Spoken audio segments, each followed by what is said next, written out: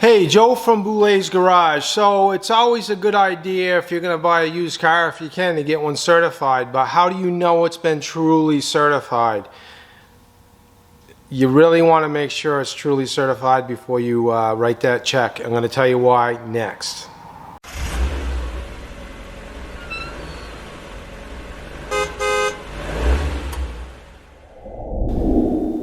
Hey everyone, Joe from Boulet's Garage. So don't get certified like these people did. Get a certified car. It takes a lot to make me mad, but when I push people towards a certification program such as a dealership might offer for a used car, and they bring it to me for their first service or an inspection and it needs brakes. This car needs brake pads in a bad way. They're nearly metal on metal. I don't know if you can see that right there, but they're nearly metal on metal.